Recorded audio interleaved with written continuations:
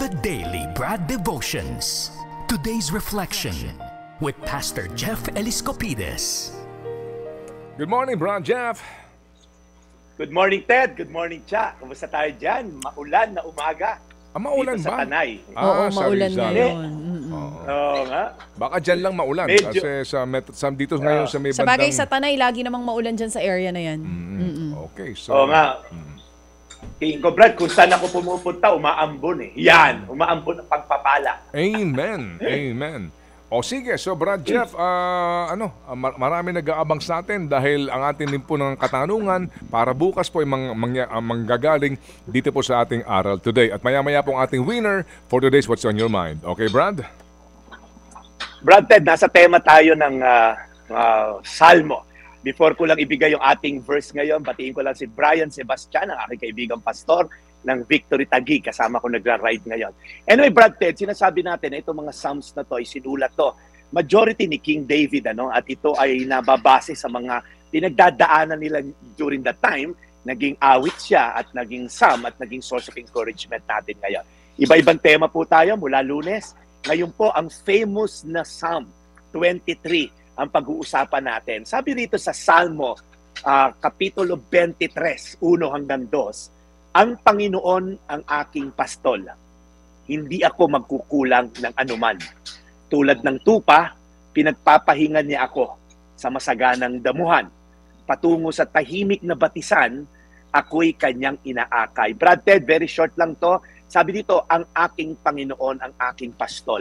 Hindi tayo makarelate gano dahil unang-una, sino ba nakakita sa atin ng tupa? Baka nga yung ship, once in a lifetime lang natin makakita dahil hindi tayo regular nakakakita na to. But nevertheless, ito po'y sinulat, si David ay isang pastol ng mga tupa. At hinalin tulad niya yung sarili niya sa isang tupa. Brad, ano ba ang tupa?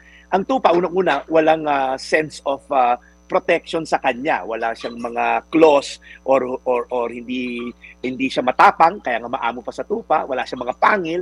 Madali siyang madamba ng kalaban. And then, ang mga tupa rin, medyo may pagka-slow. Sinusundan lang niya yung kanyang mga ibang tupa. Kaya meron sa Turkey na nahulog isang tupa sa bangin, nagsunuran, may 300 silang nahulog lahat. So medyo ang tupa kailangan talaga ng guidance na isang pastol. Pagka ang pastol mo ay medyo slow din, malamang mapahamak ka. Pero sabi ni David, ang aking pastol ay ikaw, O Diyos. Kaya ikaw na aking pastol, hindi ako magkukulang anuman. Dahil pag may pastol ang tupa, dinadala siya sa tahimik na tubigan. Kasi po, ang tupa hindi nakakainom pagka malakas yung stream ng water. Ganun sila kanerbiyoso. Kaya dinadala raw sila sa still waters.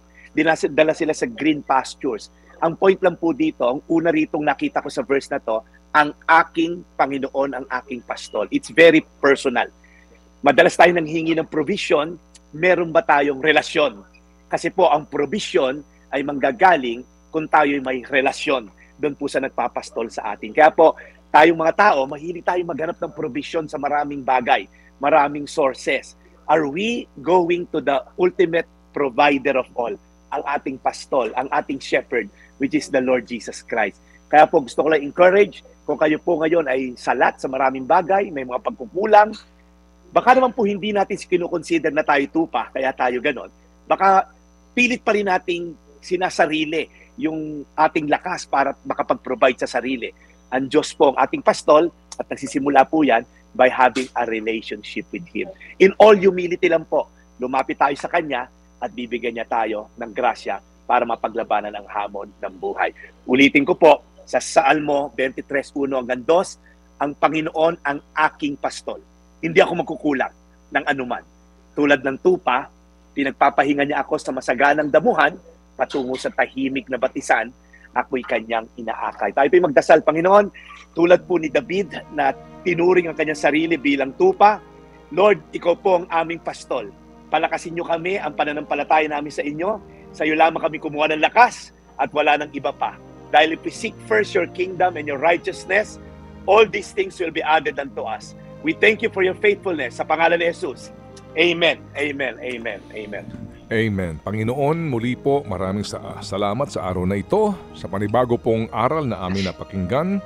Lord, alagaan niyo po si Brad Jeff sa kanyang mga gawain at biyahe today. Keep him safe and protected. At ganoon din po sa lahat ng aming mga kapatid na nakikinig ngayon sa aming programa, nasan man po sila ngayon. In Jesus' name we pray. Amen. Amen. Amen. Alright, Brad. Mukhang umaaraw naman dyan. Nakikita ko sa... Umaraw na. Oo. Oo nga, Brad Ted, umaraw na. Ang ganda ng view dito. Pakita ko sa'yo. Ayan. May rainbow pa kanina. Oo. Paglaki ko, pupunta ako dyan. Nasa Windels tayo. Lagi ka welcome dito. Alam mo si kapatid na Roy, open na open tayo rito. Ayan, Brad Ted, hi lang yung mga tropa ko. Ayan, si Red, si Pastor Brian. Ayan, ang ganda ng mga kwentong buhay na to, Brad Ted, share ko. Lalo na yung bata na yon. Kaya si Kenneth, ibang kwento ng buhay. I-guess ko siya tomorrow sa Cheryl Cousin Show natin. Sagot kita, abangan niyo po yung kwentong buhay nitong bata na to si Kenneth. Bukas yan, nakakita ko na i-guess ko bukas. Okay, salamat na marami, Brad, muli at mag-iingat kayo. We'll catch you tomorrow. Thank you. Maraming salamat, Brad Ted. Ito po yung Daily Brad, reporting from Tanay, your daily dose of inspiration. God bless. And God bless you more, serving the people, Brad Jeff Eliscopides. Ted Filon at DJ Chacha. Ngayon, nasa Radyo 5, 92.3 News FM. Monday to Friday, 6 to 10 a.m.